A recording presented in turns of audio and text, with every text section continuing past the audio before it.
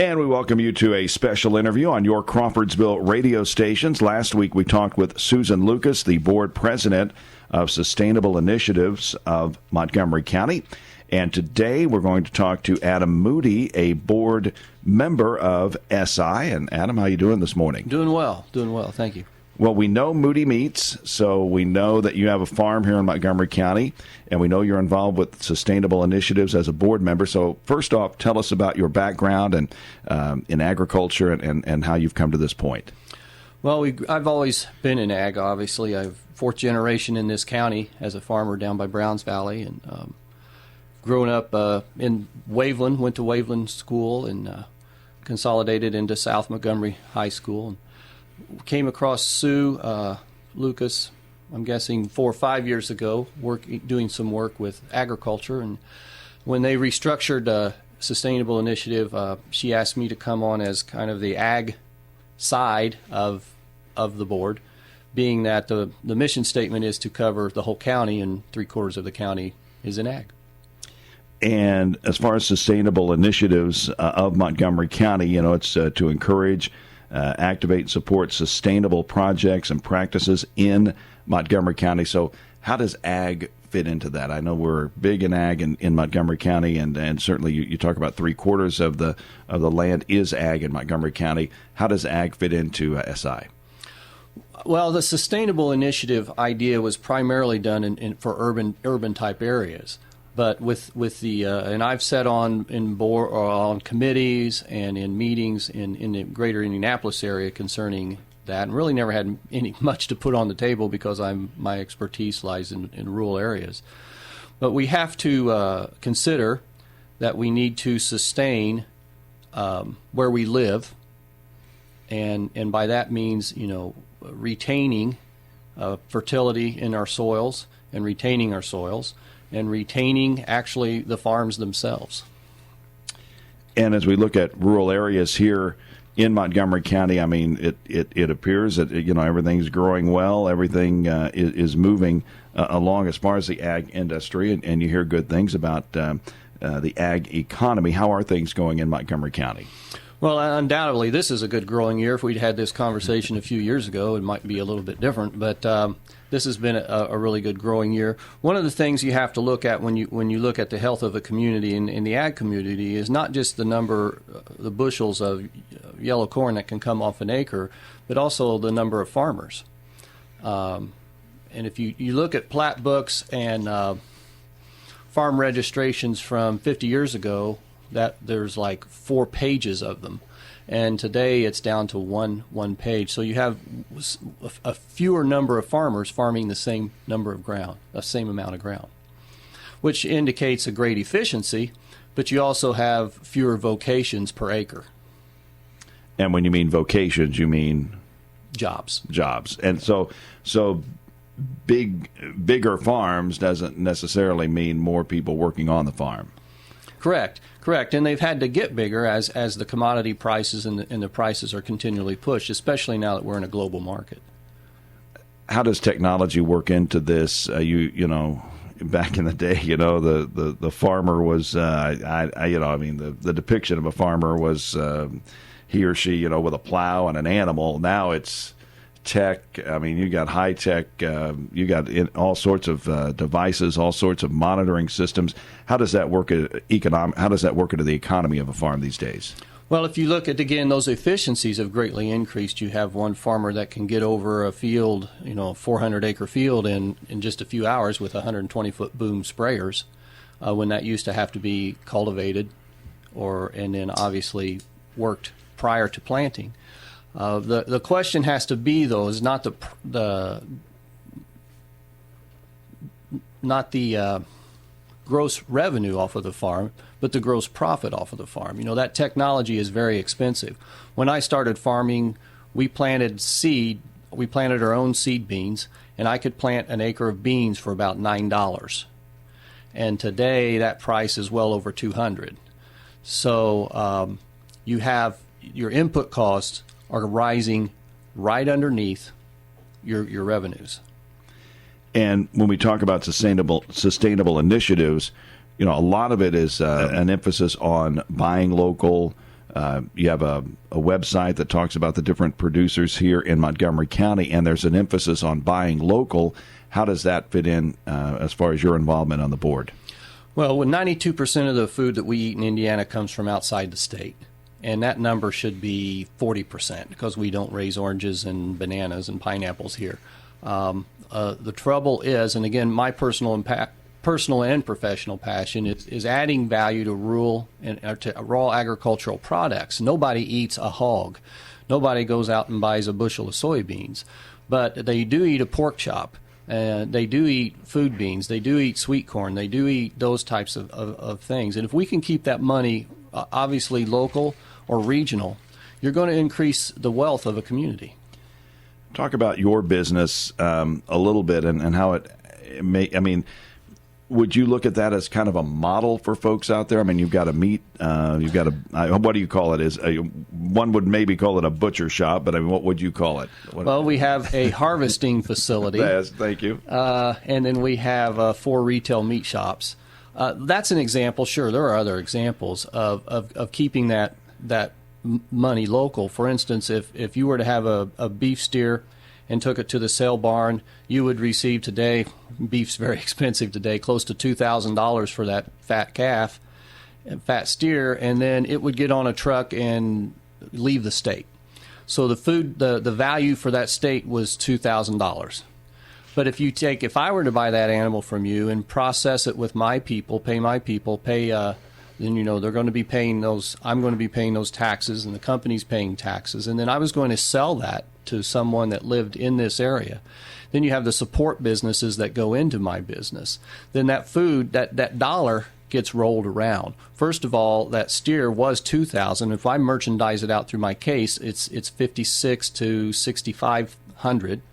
And then if you add the contributing factor of that dollar rolling over, which is anywhere from 5 to 12% if you look at studies done, then you just turn the $2,000. You turn that $56,000 into $35,000 of value to the state that was $2,000 value to the state. And there's a big difference in that. I'm going to listen to that later and try to. that is some very good some very good information, and certainly it's a lot to take in. And you've also got an initiative. Tell us about the freezing of the produce and how what that's going on. I know that's another of your entrepreneurial efforts. Well, it's along the same line. It's Husk Foods, which is a company that started with me and 2 other gentlemen, Chris Baggett from Greenfield and Nick Carter from Indianapolis, formed Husk LLC a little over a year ago, actually, and we processed sweet corn last year.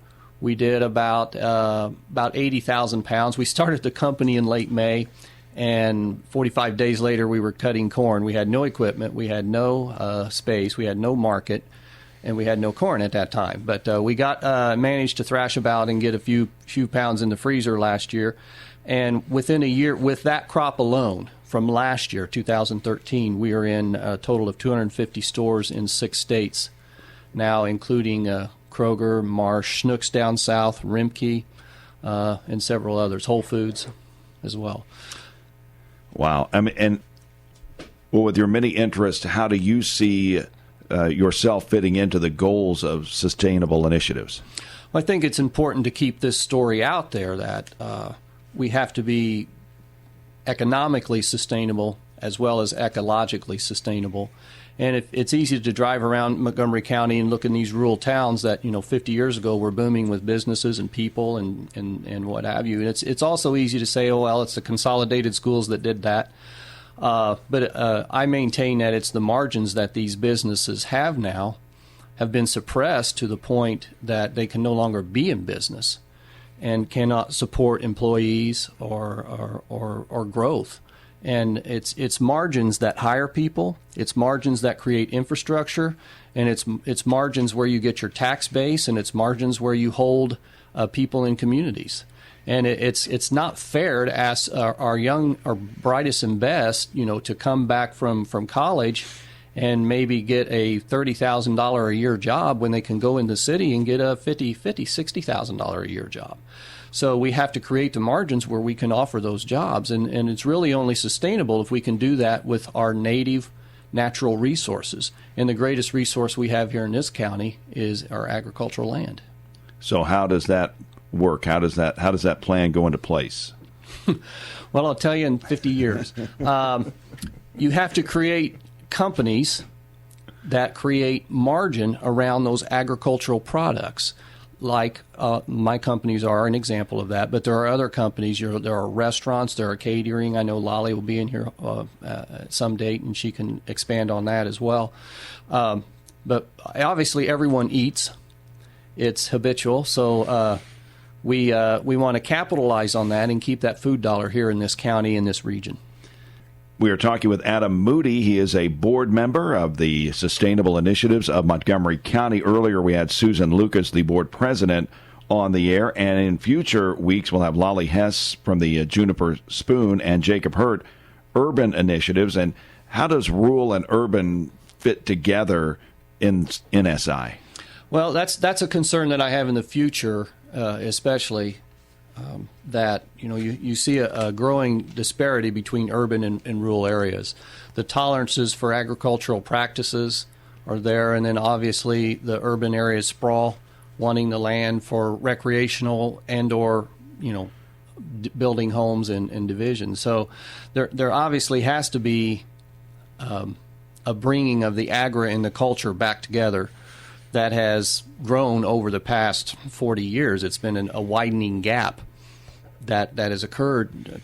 A lot of urbanites and millenniums come up thinking that ground beef comes from a styrofoam tray wrapped in plastic, and they need to understand that there's a cost to that, and that they need to sustain that cost, and or they'll be eating ground beef from China.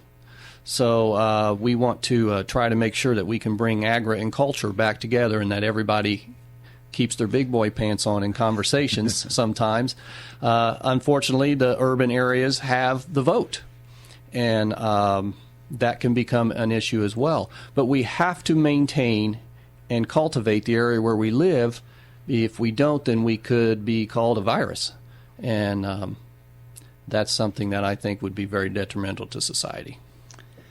Well, I know that you recently won an award for entrepreneurship, but tell us about that.